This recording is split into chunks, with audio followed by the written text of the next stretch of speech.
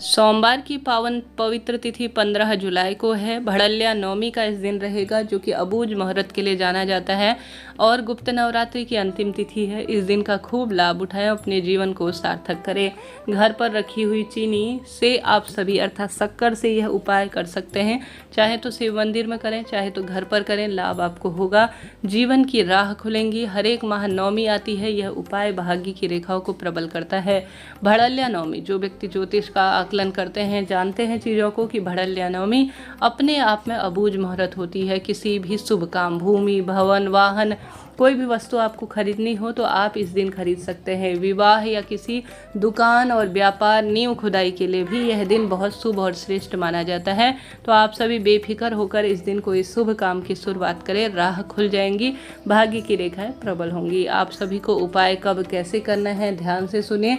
आप सभी के जीवन में यह दिन बहुत शुभ और श्रेष्ठ रहे, यही माता रानी, माँ भवानी, माँ जगदम्बा, मेरे महादेव से प्रार्थना है। उपाय करने के लिए आपको एक कटोरी में शक्कर ले लेना होगा। चीनी आप जानते होंगे, दूध, दही, घी, शक्कर कहा जाता है। पंचामृत में यह काम आता है और शक्कर से जो है जीवन में हर एक कार्य बनते हैं, ऐसा शास्त्र वर्णन करता है।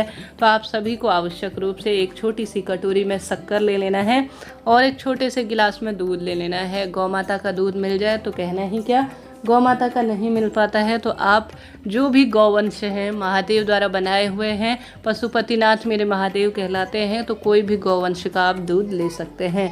तो आप सभी को दूध ले लेना है, चीनी लेना है और एक बेलपत्र लेना है। शिव शक्ति का ध्यान करना है और मन कामेश्वर महादेव, जो कि मन की कामना सिद्ध करने वाले कहे गए हैं, उनका स्मरण करते हुए यह उपाय करना है। आप सभी, जैसा मैंने शुरू में बतलाया, आप शिव मंदिर जाएं तो अति उत्तम है, नहीं तो घर के मंदिर में भी किया जा सकता है। गोल बत्ती का एक घी का दीपक ले लीजिए, घर के मटके से पानी भर लीजिए या जो भी स्थान है उससे आपको घर से ही पानी ले जाना है, ताकि पितरों की भी कृपा रहे। आप जल के लोटे में आवश्यक रूप से जो शक्कर है ना, जो चीनी और जो कच्चा दूध है, वह आपको डाल लेने हैं।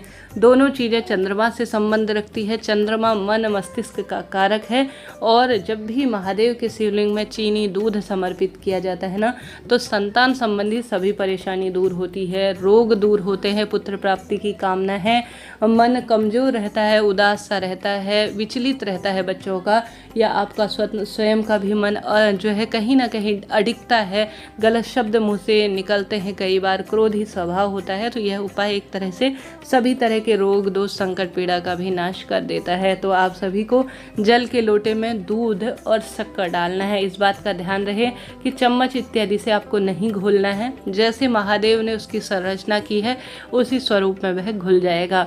उसके बाद शिव मंदिर में चढ़ी हुई निर्माल्य अर्थात बेलपत्र आपको लेनी है, नहीं तो नई ताज़ा बेलपत्र भी ले सकते हैं। पूर्व या उत्तर दिशा की ओर बैठ जाएं, शिव शक्ति का स्मरण करें और मन कामेश्वर महादेव का ध्यान करें। और सबसे पहले जो बेलपत्र लिए हैं उसे माता अशोक सुंदरी के स्थान पर अपनी मनोकामना कहकर स्पर्श कराना है। फिर जो माता रानी का हस्तकमल है, जिस पर शिवलिंग विराजमान है, उस स्थान पर स्पर्श कराना है। फिर शिवलिंग के ऊपर आपको बेलपत्र रख देना है। बेलपत्र की डंडी है वह आपकी तरफ होनी चाहिए। इस बात का आप ध्यान रखें, जहां आप बैठे हैं उस दिशा में आप उस बेलपत्र की डंडी का मुख हो। अब आप सभी जो कच्चा दूध और चीनी मिश्रित जल ले गए हैं, जो आपने बेलपत्र शिवलिंग पर चढ़ा रखा है, शिव शक्ति का स्मरण करते हुए, मन कामेश्वर महादेव का ध्यान करते हुए धीरे धीरे धीरे धीरे नमः शिवाय, ओम श्री शिवाय नमस्तुभ्यम महामंत्र का जाप करते हुए आपको धीरे धीरे समर्पित कर देना है। आपके कामना सिद्ध होगी, इस बात की गारंटी है। नवमी तिथि है और दुर्लभ भड़ल्या नवमी, जो कि साल भर में एक बार आती है। ऐसे दुर्लभ सब योगों में विवाह, संतान, रोग, कर्ज, प्रतियोगी परीक्षा में उन्नति और हर कार्य की सिद्धि के लिए यह उपाय करना चाहिए। कोई पैसा समय लगना है नहीं। आप कहेंगे दीदी आप तो रोज़ ही उपाय बताती हैं। यह उपाय नहीं है जी, यह चलते फिरते किए जाने वाले कार्य हैं, जो हर एक जीवन में उन्नति के राह खोलते हैं और नवग्रहों की दशा भी सुदृढ़ करते हैं। फिर आप जो गोल बत्ती का घी का दीपक ले गए हैं उसे प्रज्वलित करें और उससे विधि विधान से आप महादेव की आरती करें। शिव शक्ति का वंदन जरूर से कीजिएगा, क्योंकि उनके उस समर्पित यह तिथि है। झोली पसार लीजिए, कह दीजिए कि हे महादेव, आज मन कामेश्वर महादेव के नाम से शिव शक्ति का स्मरण करते हुए आपका दिव्य प्रयोग किया है। मेरे परिवार की हमेशा रक्षा करना, अकाल मृत्यु का भय ना हो, मेरे परिवार में जो व्यक्ति जिस कार्य में भी अग्रसर है उस कार्य में वह उन्नति प्राप्त हो, ऐसी प्रार्थना करते हुए घर आ जाएं। इस बात की गारंटी है कि हार रहे हैं तो मेरा बाबा सहारा देगा। तो प्रथम उपाय हमने जान लिया, बढ़ते हैं दूसरे सरल से उपाय की तरफ। जैसा कि आप जानते होंगे, सावन की आने में बस थोड़े दे ही दिन हैं, तो आप सभी को यह एक दिव्य प्रयोग करना है। चाहे तो दोनों उपाय एक साथ कर सकते हैं, चाहे तो एक ही उपाय करें तो भी पर्याप्त होगा। आप सभी को यह विशेष उपाय करना है कुंदकेश्वर महादेव का नाम लेकर। गुरुजी कहते हैं, जब जीवन में हार रहे हैं, दुख बढ़ रहे हैं, हर तरफ से आप पीड़ा सहन कर रहे हैं, तो अपने घर में एक सफ़ेद फूल, कोई सा भी सफ़ेद फूल ले लीजिए और उस सफ़ेद फूल को अपने घर में घुमा लीजिए। कुंदकेश्वर महादेव का नाम लेकर शिव मंदिर में जाकर समर्पित कर दीजिए। दूसरा उपाय भी पहले वाले उपाय के साथ ही किया जा सकता है, कोई दिक्कत की बात नहीं है। तो दो उपाय यह हो गए, बढ़ते हैं तीसरे सरल से उपाय की तरफ।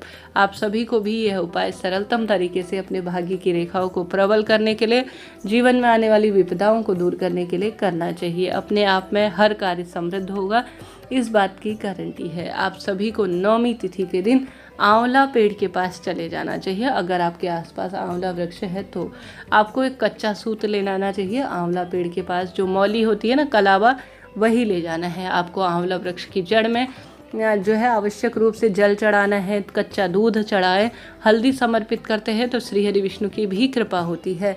यह उपाय सिर्फ नवमी तिथि के दिन किया जाता है, आप जानते होंगे।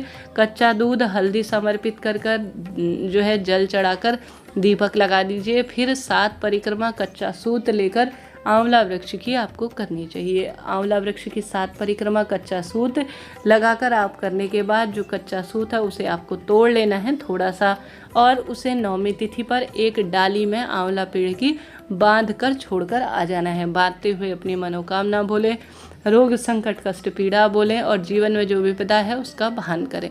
उसके बाद आप सभी को नवमी तिथि पर तो कार्य कर दिया, रात भर छोड़ दिया। 10वीं तिथि को उस धागे को उठाकर आपको ले आना है।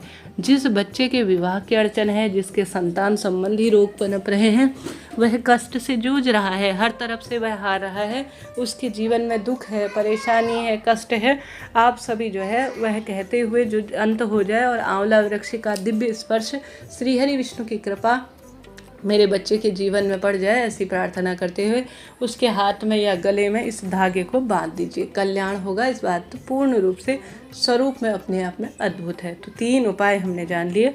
चौथा उपाय, बेलपत्र वृक्ष के नीचे आपको दीपक जरूर से लगाना है। महादेव के मंदिर में, महादेव के मंदिर की चौखट में भी आपको दीपदान करने का जरूर से प्रयत्न करना है। सोमवार की पावन पवित्र तिथि में कुछ भी ना कर सके तो आवश्यक रूप से शिवलिंग पर दूध, दही, घी, शक्कर, शहद, पंचामृत चढ़ाएं और साधारण सरल तरीके से सफ़ेद फूलों से श्रृंगार करते हैं। नमः शिवाय ओम महामंत्र की 1 माला का जाप करते हैं तो भी यह भाग्य की रेखाओं को प्रबल करता है।